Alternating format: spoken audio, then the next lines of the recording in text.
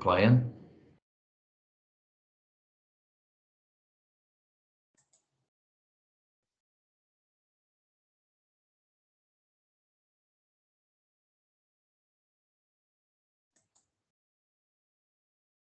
Okay, well, it seems to have slowed up a bit, so why don't we go ahead and start.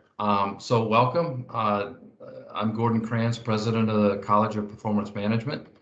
Steve Wake and I have been doing this transatlantic collaboration for about, I don't know, 6 months. We started in June-ish, I guess. We had a handful of sessions, and then we started up in September. The impetus was, hey, we've got some shared problems and some shared things that we're, trying to, work relative to executing programs better, that sort of thing. So we thought some collaboration, international collaboration was in order. So that was really the impetus of this. And it's gone real well. So these sessions are about an hour long. We go about 20-30 minute discussion, and then and then we hope that we have a lot of participation from the audience. This session will be the last session for CPM. EVA, Steve's group, will be having a couple of sessions after this over the next couple of weeks. And Karen Thompson, who's representing Steve today, will talk a little bit about that at the end of the session. Just as a matter of advertisement, next week we start our virtual training with PEP, Professional Education Program. And it's going to be scheduling. It's like, I think, 5 or 6 sessions on scheduling over a 2 or 3 day. And it's actually real cheap. So, we hope that you go to our website and sign up for that as well. But yeah, so today we've got Jason Kinder. He offered to host a panel related to the DCMA metrics and the kinds of things that they do in order to assess a contractor's business system. So I'll turn it over to Jason, and you can go from there. Thanks, Jason. Thanks, Gordon. Appreciate it. So we wanted to talk about one of the things that we've been talking about are the DCMA metrics, and we've got a lot of them, right? There's over 100, and really wanted to dig in with a couple of people on how they're being used. So I've got 2 panelists today. Thank you for joining us, Jessica Coral. Jessica is a consultant with Elm Street Consulting, our own firm, I think. Jessica's been, and I've known Jessica for many years, 10+ years doing project control stuff. She's a tool expert, EVM expert, all of the tools that are out there. She can run them, implement them, use them. So I asked Jessica to be on from the side of how she's using them, from looking at multiple contracts, multiple projects, being a consultant out in the field. Jen Horner, Jen. Yeah, go ahead. Somebody saying something? Sorry. Okay. Jen has actually been at TechLoaded, I didn't realize this, 14 years now. Jen is the central repository, what I call the expert guru for all things Evmcr. Where does the data go? What's done with it? Things like that. So I asked Jen to sit in as kind of a different viewpoint, how that data is used, how it's looked at, what you're looking for, so we can get different perspectives. So with that, we'll just start with the questions. If you have questions, please raise your hand. We'll get as many questions as we can. I do want this to be interactive. So let's just start it off. So I'll let whoever answer first. Like I said, we've got over 100 of these metrics. So Jessica, Jen, how do you dive into what's driving project performance? Are there things that you immediately are drawn to and look at first? How do you tackle the metrics? And Jess, let's start with you. How about that? Okay, yeah, sure. So I would say The way that the 100 plus metrics are presented on the DCMA website, I think it does make it pretty easy to actually go through and do a quick read of all the metrics. So if you are not familiar with the metrics or you haven't had to use them before, it's not so tedious or so overwhelming that you couldn't do a quick pass through all of them. To me, that kind of gives you the landscape and you know what you're dealing with. From there, I like to focus on the guidelines. So each metric is associated with a certain guideline. And when we're working with an organization, they pretty much know from the start, where their trouble areas are. So we'll go in and they'll say, we're really great at collecting actual costs. Our accounting system has all the controls in place to make sure we're collecting at the right level and can transfer that data into our earned value engine. But we really struggle with forecasting and our EACs. So that gives me a place to start. I can immediately go to any of the guidelines that are focused on EAC and look at the metrics associated with those guidelines and start digging through the data to see, are they tripping any EAC related metrics that would indicate that there's something in their process, something in their tools that is not compliant. So now remember, these metrics are supporting your internal surveillance process. So you're not necessarily going to get like trending information on your EAC over time using the DCMA metrics.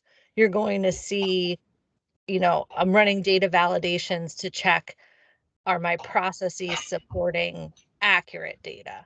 And the analysis would be done as part of another process. So that's kind of how I tackle it, like start really big picture, going through that Excel file that has all the metrics, and then digging into guidelines that I know are trouble areas for that particular organization.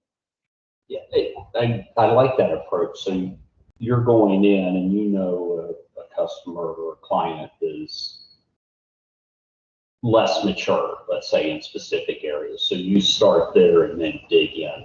That sounds like a third approach. Yeah. And they know too, like as soon as you start to talk to people about surveillance and where they might be issues, it's like it all comes spilling out. Like, oh, I know that we have this problem or we've seen this before. So it's not like you have to look really hard. Pretty much all comes out, in that first meeting. Right. Okay.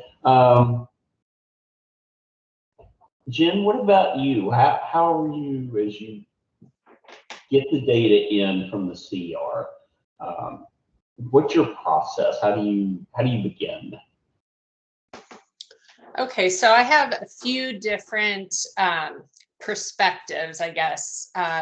Basically, so managing the Evmcr, we have our own interests in data quality. So we have a number of automated checks that we run when a file is uploaded into the CR, and many of those correlate directly to the DCMA metrics. So we're looking at things like, have you reported an ACWP, but you don't have a BCWP, for example? Have your PMB values been explicitly reported?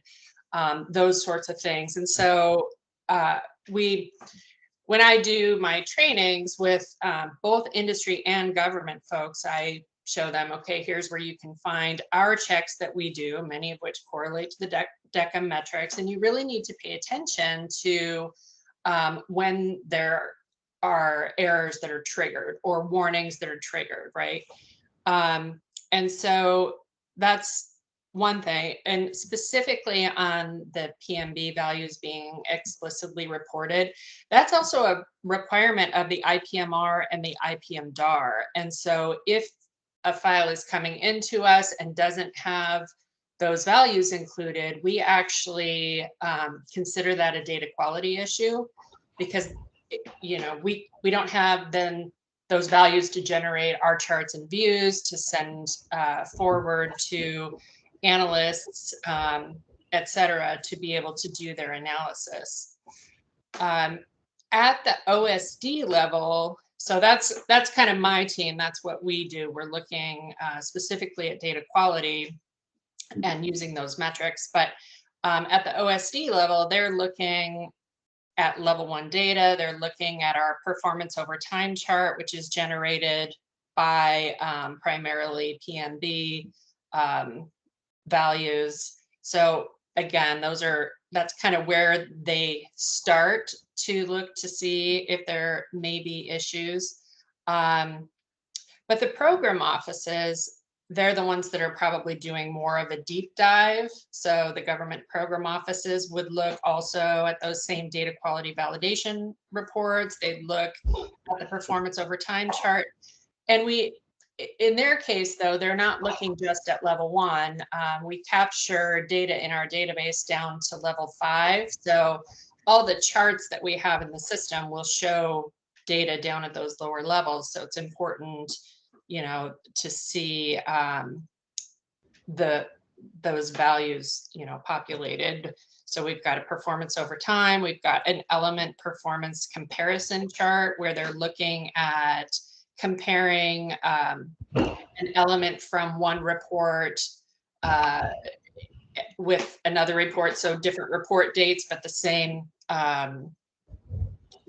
element. There's budget shifting. So they're looking at a change in BAC and EAC, and then variance reporting. So cost and schedule variance, we've got charts on that look down to level 5 at this point. But I will tell you that I had a demo yesterday with some folks at OSD who are interested in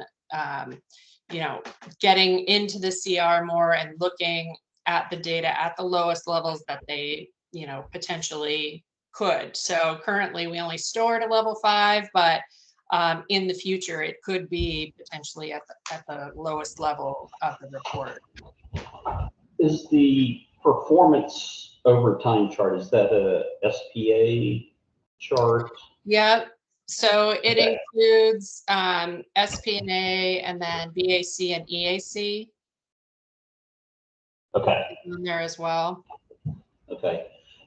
And initially you were saying that you'll do the data check. So I'm assuming they're kind of some of the standards, right? I've got actuals, no performance, or ETC, and I'm 100% complete, things like that. Is that an automated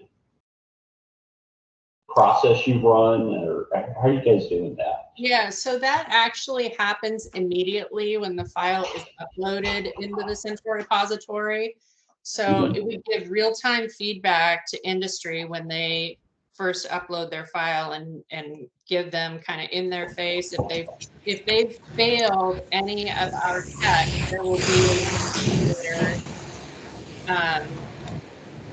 be a little indicator that says you have failed X number of these validation checks and you need to take a look. So we have that available for industry, and then the government program office additionally has this same view, so that they also, before approving the submission to be published, which would mean anybody that's an approved analyst at OSD would have access to it. They have the ability to, ensure that if any checks were failed, that they're actually okay with that. We like them to kind of give a thumbs up and push the button and say, yes, I accept this message. So that process, so make sure I understand it. So the data comes in, there's validations automatically run. So if they breach some of these checks, does it go back to the submitter? So right away, or do you? Essentially, we leave it up to them as to whether they think that, it's a false positive, for lack of a better term, right? So, for example, one of the checks is, that a contract ceiling is required to be reported. Well, contract ceiling in one case, and I was speaking at EVMP and used this example last week, but there was no contract ceiling on the contract, and so they didn't have a value to put in there. So it's one of those things. It's like everybody knows it's okay, but the system's still going to find it as being, a potential problem. We still accept the data. We don't reject data based on failures. The only time we would reject is if, there's some problem with the file structure itself and we can't read the data. Okay, makes sense.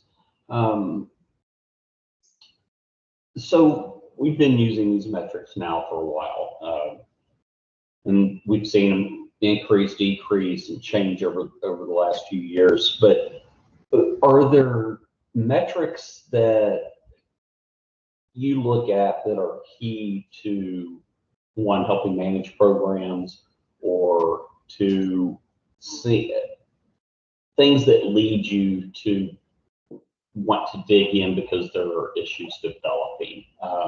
So Jessica, I'll start with you. So what are some of the key metrics? What are things that you want to look at right away that will help you determine project performance? I was thinking about this question last night and I was feeling really, really nerdy because I was getting like all torn up about what my favorite metrics are.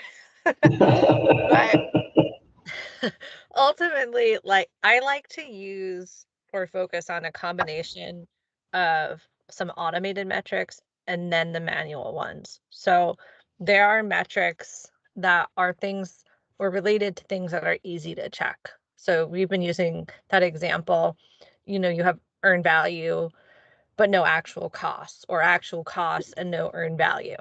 And so pretty much all the tools out there have reports or views, whatever, that you could easily check those types of things. So I like to start there because I don't want to have somebody spend hours doing like an EAC analysis only to realize that maybe somebody pulled the actuals too early or something and the data is not even valid. So because those tools do this automatically, they can do it quickly. You can take a quick pass at those automated ones and know that you're looking at decent data. So I do that. And then again, it kind of depends on the organization, but I really like the metrics related to cost and schedule integration because that's an area that people struggle. And I really like the EAC metrics. So there's a few, associated with each of those guidelines, but it's pretty easy to like zero in on what exactly those metrics are if you look in that spreadsheet. So I think Say, like Jason, there's a hand up. Yeah, I was going to get to that as soon as Jessica's done. I got her. Thanks.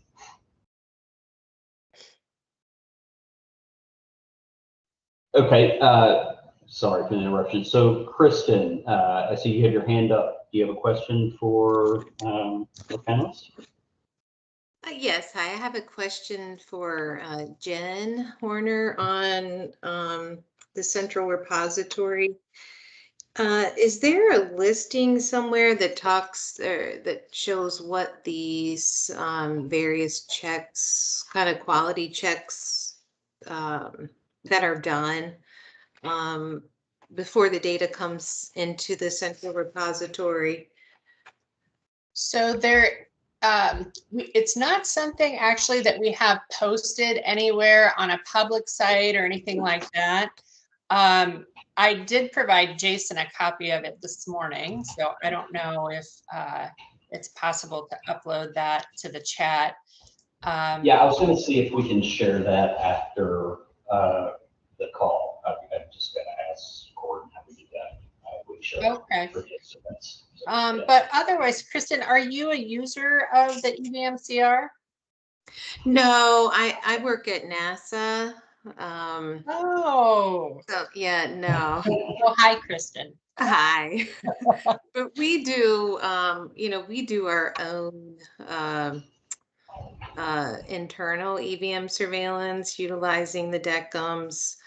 But I was just curious if we had, if we had something like the CR, how that would impact our own internal surveillance. Because the CR seems to do a certain level of, surveillance with these quality checks on a monthly basis. So I was just, trying to figure out if we had something similar, could we make adjustments to our internal surveillance approach? Yes, and we can certainly get that to you. And then I'm happy if you have, additional questions that you want to talk about offline related to NASA's specific situations. I can help with that. I know we've had some chats before, so I apologize. I didn't look at your last name. Oh, that's okay. Okay, thank you. Sure.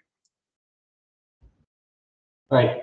So Jen, are there metrics that over time now that stand out as key metrics on your end that you want to focus on first, or is it just? I mean, I would say so. I did go through and brush up on my knowledge of the DCMA metrics recently in preparation for today, and I will say that there are a number of those metrics that actually align very well with our new IPMDAR, meaning the things that are required to be compliant in your system are also required to generate a compliant IPMDAR file. So things like, you must have a WBS and OBS, and reporting at the control account level, that's a requirement of the IPMDAR DID. CPD tracing to control accounts in the SPD.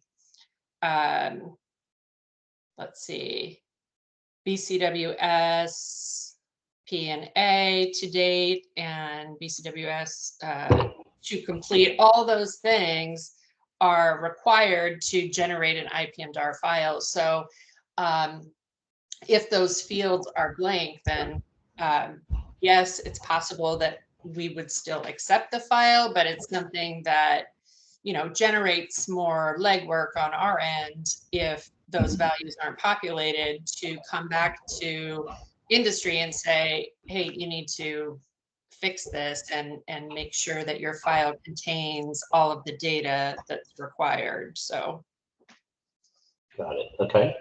Are there metrics that, let's start with you, Jessica, are there metrics that, I'm thinking about, a lot of times program reviews, we put up way too many metrics, right? And there's 20, 30 metrics. We try to talk about all of them. I've always been a fan of, let's get it down to 4 to 8 that are really key and critical that help me tell the story. Have you, sort of coming up with your small list of metrics that are really beneficial to you that help you with program analytics?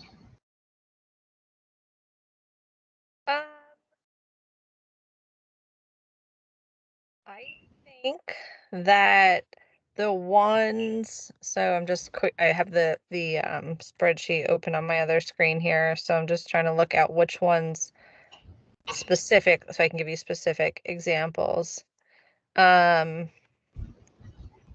all of these EAC ones I really like.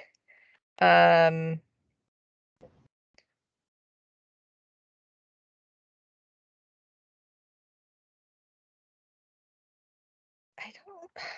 struggling to give you an example, Jason, of one that I think is great for analytics, because one thing I will say about the DCMA metrics is, you know, they're not the be all end all for analytics. They're the validation that you have compliant people, processes, and tools in place. So that you know that when you do your analytics, you have great data, you know, actionable data. None of them are really jumping out at me as like, this would be really helpful to look month over month, and you could actually do like true program analysis based on them, except for maybe the EAC ones.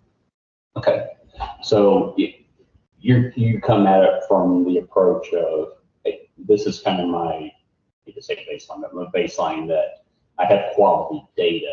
Now I start digging in, but without that quality data up front, then you're looking at bad data. What's the point? Kind of thing. Exactly.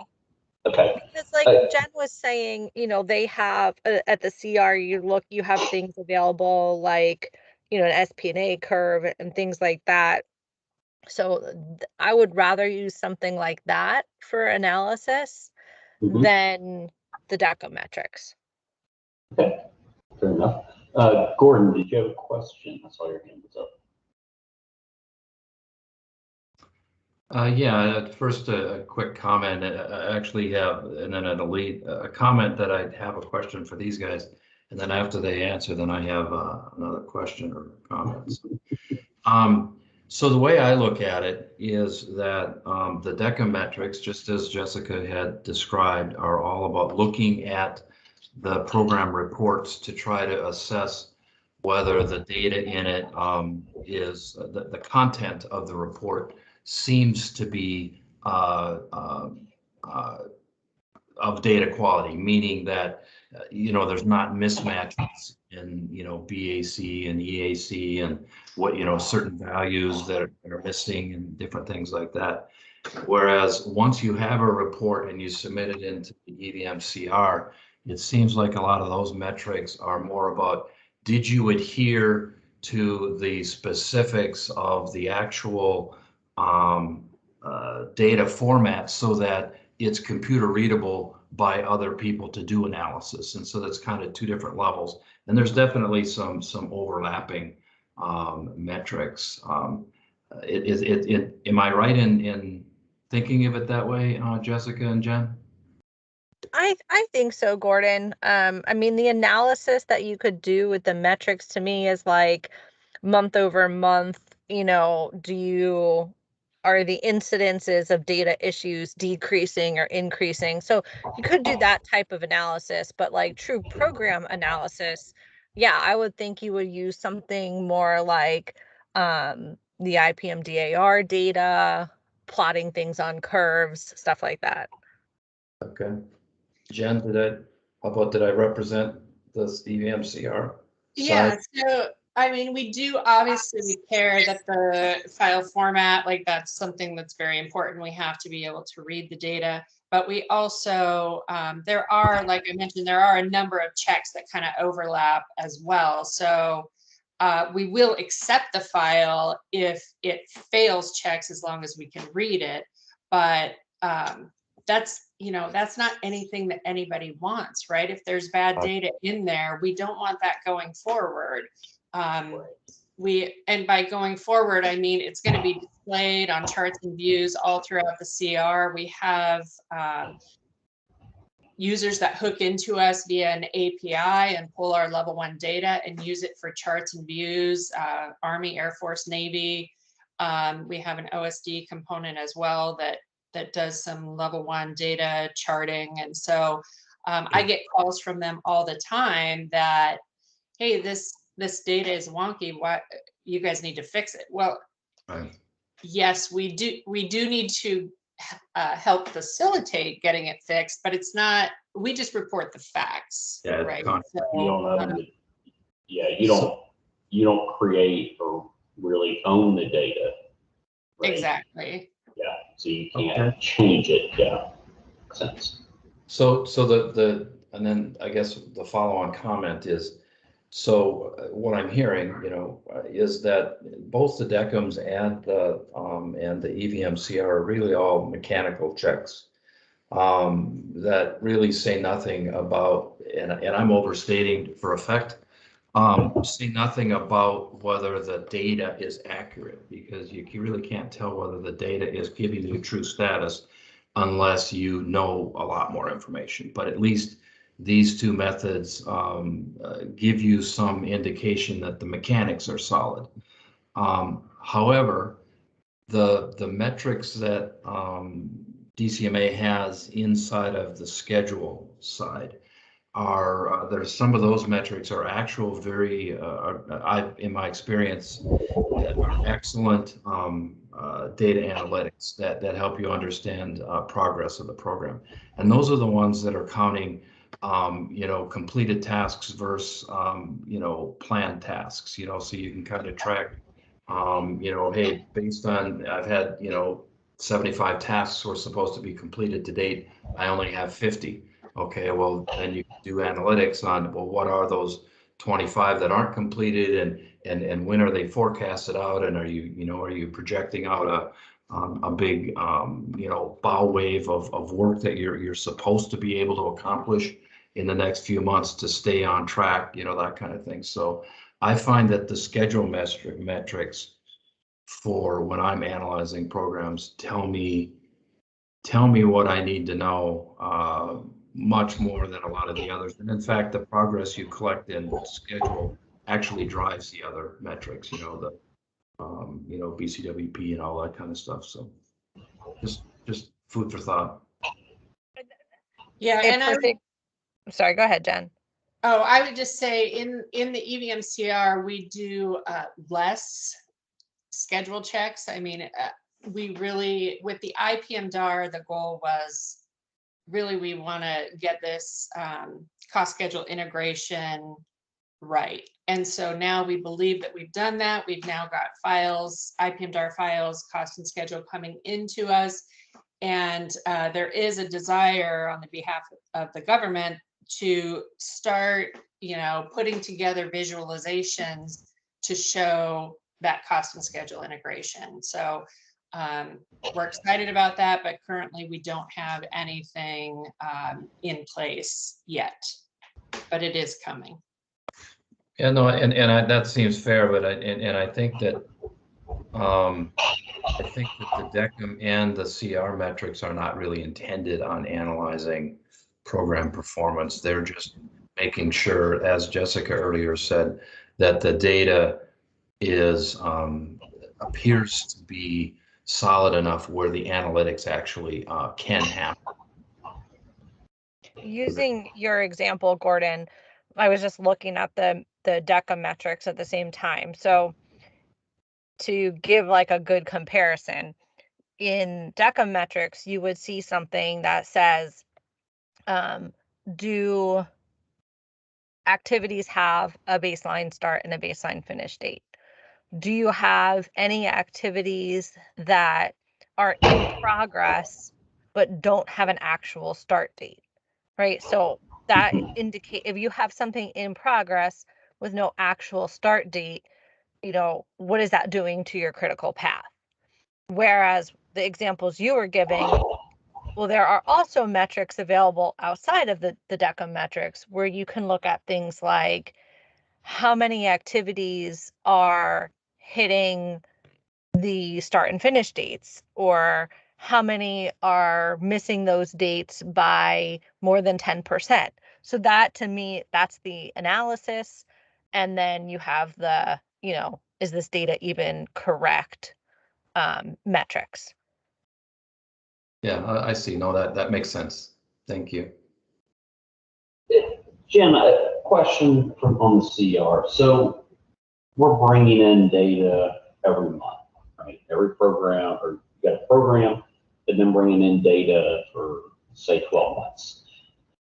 Is there trending or anything that's looked at on your end across time based on submittals? Any trending, anything like that? Yeah, so we so performance over time. So we essentially are charting out, the SPNA, BAC, and EAC from when we start receiving reports into the CR and until today. We also are comparing. So this is sort of another data quality check. We're also comparing the file that's delivered with the file that was delivered last month. So we'll be looking at things like, is your data in the right order of magnitude? Have you had a massive increase or decrease someplace that all of a sudden is just, causing a spike or a dip in any of your values, right? So we look at those sorts of things, and again, that would be considered a data quality issue. Order of magnitude, that's a big problem when those get published to go forward, because essentially you're having now multi-$100 million program turns into a multi-$100 billion program, and as you can imagine, that makes things look a little strange. Do you look at things like, if my BAC increased $1 million, did the ETC increase, or my EAC increase correspondingly? Do you look at things like that? We definitely look to see percentage wise. If it increased like over 10%, then that's a concern. Could potentially be a problem. And we have views that show that as well, that make it easy on folks to, rather than just looking at the data, to look at a chart and just go, oh yeah, that's obvious, there's something going on there.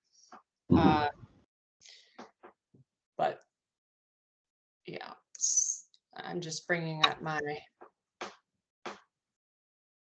So we have, I think I counted them this morning. We used to have around 100 checks that we did, and we reviewed those recently and realized some of the checks that we were doing were, kind of obvious, like, oh, the report date must be before 1980. Well, yeah, I hope it is, So we pulled some of those out. So now we have about 87 checks that we do. So that's a little more manageable, but I still do not have them all memorized.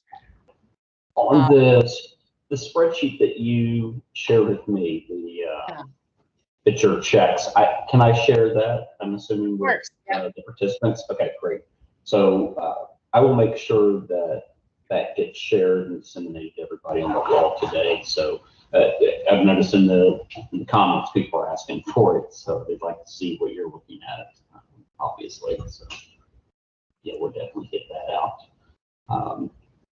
Okay, and just because of time, I do want to do a final, if you have any final thoughts about metrics, anything you want to add, I will give you a few minutes for that. Again, if you have any Q&A, raise your hand, put it in the comments, and we'll get to those shortly. So any final words, Jessica or Jen?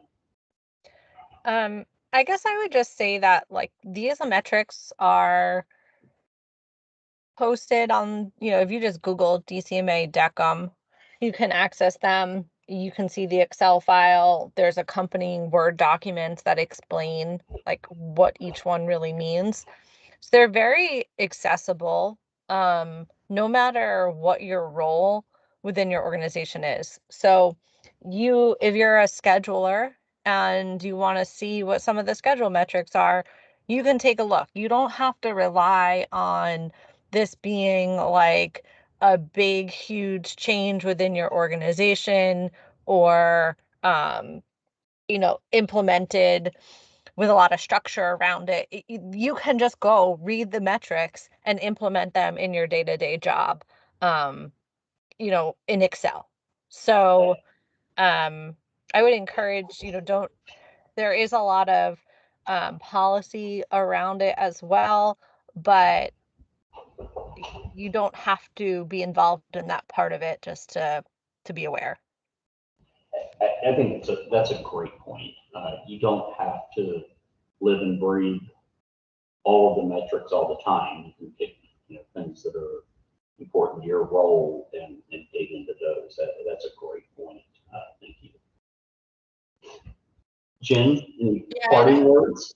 I would agree with Jessica that they are very easy to read. I myself went and found them, Googled them on the DCMA website just the other day, and they do word them in such a way that it tells you in layman's terms, this is exactly what we're looking for this particular metric. And so I found it myself pretty easy to do a crosswalk between, okay, some of these we're doing in the Evmcr already, these are, these same checks are happening on IPM-DAR files that are coming in. And then, oh, by the way, the IPM-DAR itself has a number of those exact same checks built in. So, or sorry, not checks, but requirements built into the IPM-DAR. And so if any of these metrics are if you're failing on any of them, then the chances that you're going to be able to generate a compliant IPM-DAR file are, slim. So I would say, yeah, it's important. Very much. Shirley says, what was the URL again? I'm not sure which URL, Shirley, if you want to ask. Please leave your message for 727687845.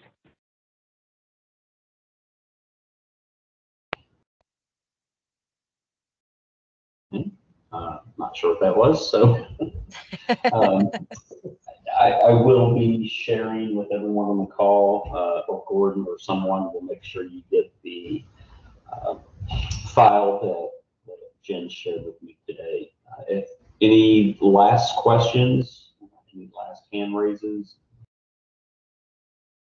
Gordon, anything from you to close us out, sir? Okay, yeah, no, this, again, I thank everybody for participating. Recognize this is, not maybe a rare opportunity, but, an excellent opportunity for others to talk to a few experts about, some of these data quality things. Jessica has been through, quite a few of these reviews and understands the data and, well, and Jen, got the Evmcr, actually, owned it and running it for since its beginning, I think. So again, rare opportunity to ask some real pointed, directed questions. We have a bit of time here. Yeah, that was really the focus of this one. It's something that I've been thinking about and struggling with for a while. Is we have all of these metrics, and what's the best way to use them to manage programs, to submit data, to understand if you have data quality issues, things like that. The key with this whole data quality, I mean, again, it's a layered approach to starting with, the EVM. I mean, first of all, you have a business system and the compliance process is all about, can that business system produce data that has a possibility of being correct. And then there's the report, which, and that's the DECMS, the compliance, does the system, have the ability to do the right things. And then the reports that you get and are submitted through the Evmcr is, here's a report, and now does that report represent valid data coming from a business system that's working.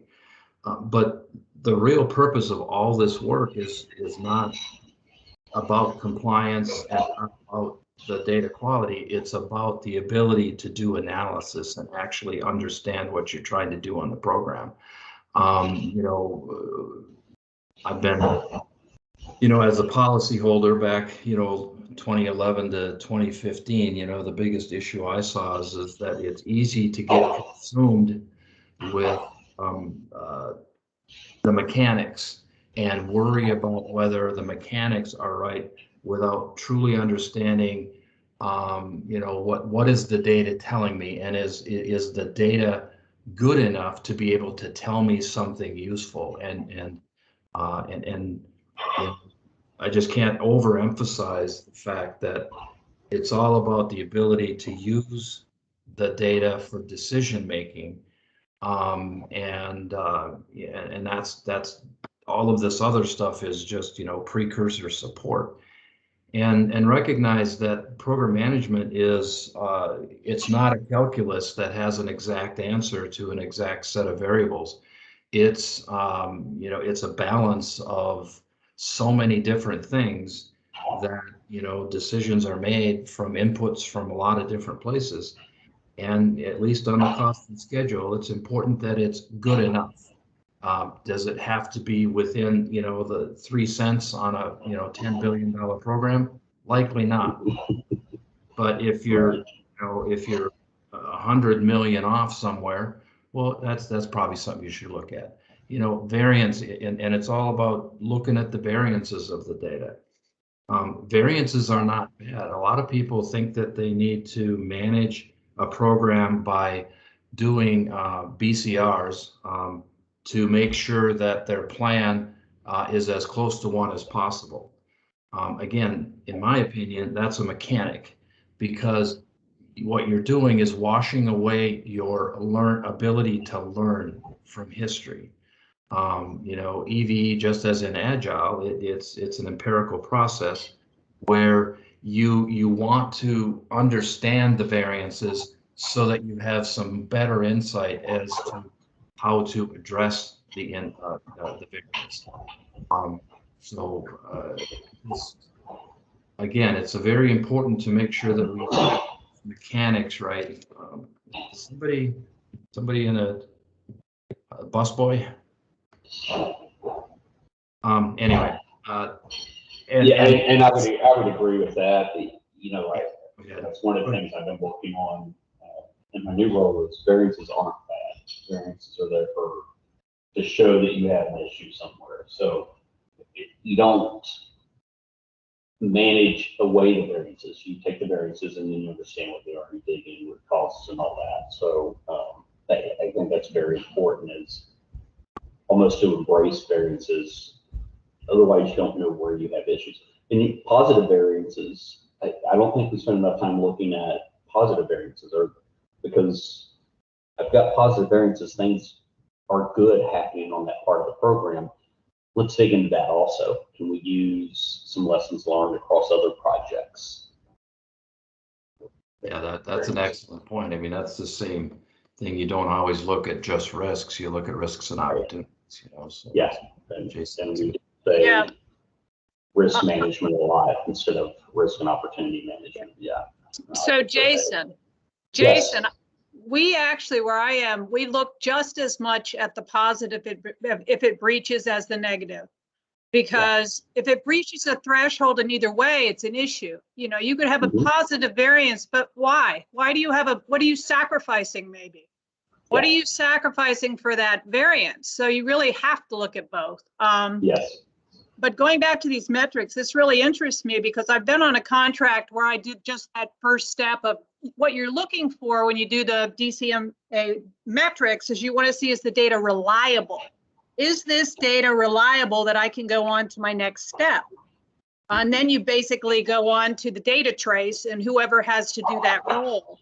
And it sounds that you were saying, Jen, that where you do just what you have the first step of just determining, is it reliable data? Then it goes on to OSD and I guess the program managers where they start looking at it and doing the analysis and the data trace. So that's kind of what I get from this. In my environment, we have so few resources that I have to do all of it. So I have to, when I go in and do surveillance, I have to choose the metrics, and then I have to do the data trace all the way back to what is your root cause analysis on why that happened. And so I think that's interesting too, the sort of tailoring that you would do for this process depending on the size of your organization. So, and I agree with you wholeheartedly that those metrics on their website are designed quite well to be able to absorb them quickly and understand what they're looking for. And if you want to choose one from that list, it's an excellent resource. So I just kind of wanted to add that to this discussion. Completely agree. Yeah, completely agree. Thanks, Wendy. And does anybody else here on the line have experience with having to do this in their own shop would be my question.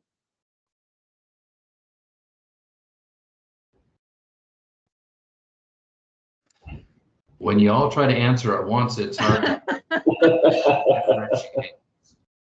I didn't say anybody. Because I'm very interested because of, mine is so small that we do everything. But then I've been on a contract where I just did for the first step, very large. I just look for the reliability of the data. Is it breaking that threshold for that metric? Is it breaching it? And then you report on, okay, it didn't meet the metric, it failed. You're either pass or fail that metric. So I guess there's the whole spectrum, from in between, depending on the responsibilities for surveillance. But I would be interested in other people's experience, but I'm sure that's somewhere. Yeah, Wendy, thanks for that question.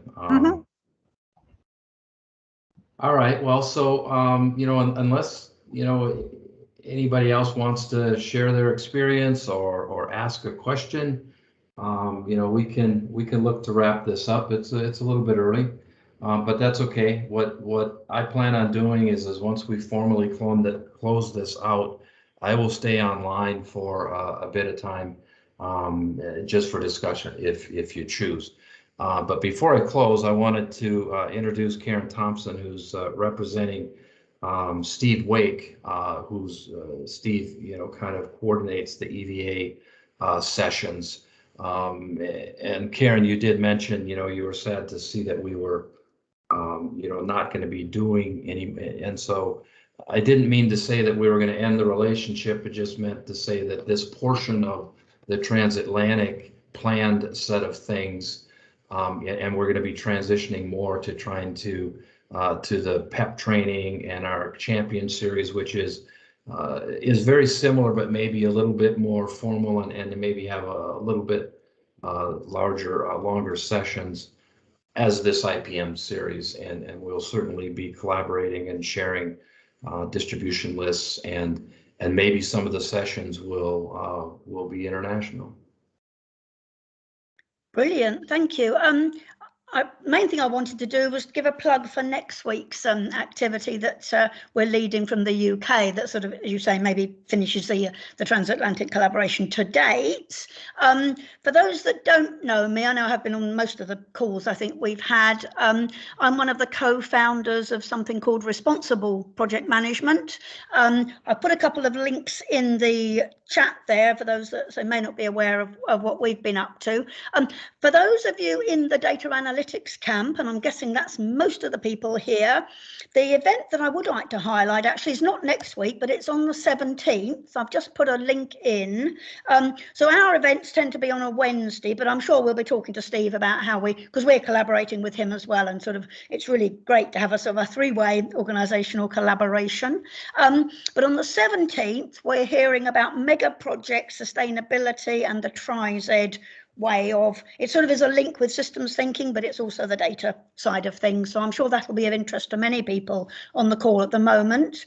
Next week, though, we have things on the Thursday because that's International Project Management Day, and we're doing quite a lot this next month, sort of aligned with COP and the net zero ambitions of the planet now. So next week, and it coincides with International Project Management Day, we've got two workshops running.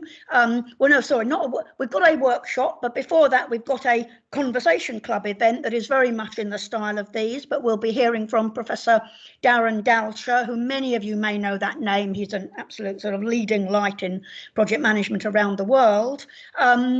he's going to be talking about morality and spirituality. So a completely different tack to today, but I'm sure that's going to be absolutely fascinating. And then we've got about half-hour break, and then we're running a workshop that very much follows on from the fantastic discussion we had here. Gosh, was it last? No, it wasn't last. It was probably about 2 or 3 weeks ago on systems thinking. Because our sort of where we come from is we're all about educating and developing the new competencies that we think people in the project world, project professionals need coming into this sort of new, well, I don't even think it's new. I think the world is just getting more and more complicated. And we heard in that discussion just now about sort of following the plan. That's just getting harder and harder to do. So we're running a workshop next week that is a cut down, it's sort of like a taster version of a longer workshop we were running for research purposes, and can run for organisations if they wish, but it's a mini 2-hour, highly interactive workshop where you'll be doing stuff. We'll be presenting and sharing a couple of new ideas, giving the conceptual framework for some activities. And I don't know whether how widely publicised it's been in America yet, but in this country, I think sort of coinciding with COP and the United Nations priority around tackling the net zero, the challenges around that, there was a thing called Earthshot that was kicked off and funded by Sir David Attenborough and Prince William over here. And I know for 2022, it goes to America, where 5 projects have been selected to be given £1 million funding to progress those ideas. So it started in the UK, comes to America next year, but those projects are all around the world. So I think that's very appropriate for International Project Management Day. We'll be using those as examples that people can explore and talk about in our workshop. So please do come and join us. Sign up now, right away, at the meetup link. I've put the link for the event on the 17th in the chat there earlier. I put the links for the other ones. Please do sign up for both Darren Dalcher's conversation and then the workshop, just to help us with planning the numbers, especially for the workshop. So I really hope we'll see some American collaboration. I've already had a few sign-ups I can see from across the Atlantic. So that'd be great if you could all join us next week. Okay, and many thanks, Gordon. Yeah, you bet. And again, just finally, next week is our first virtual training session. I think there's 5 or 6 sessions, 2nd, 3rd, and 4th. You can go to our website, see the specifics. It's $40 for all of the sessions, so it's very cheap. And it's our formal track on scheduling. We will be having, we've got 5 total tracks, and we'll be doing, again, $40 a piece, and that's for non-members. For each of the full tracks between now and the May timeframe. And then in between, we're going to have something called the Champions Series, which it has a series of topics. Again, you can look at our website for more details. Integrated program management is one of them, and I'm essentially the champion for that particular session. And we'll be planning for, it'll be a 3 or 4 hour thing sometime in March to June, but CPM will be having monthly activities, either training or championship series, starting next week. We have something in December, and we'll have something every month, at least every month over the course of the year. Again, look for the advertisements on LinkedIn. Peruse our website. Come join our team. Come share your best practices. And again, thank you very much. And talk to you later. Thanks, Gordon. Thanks, Jessica. Thanks, Jen. Bye-bye. Thank you. You're welcome. Bye-bye.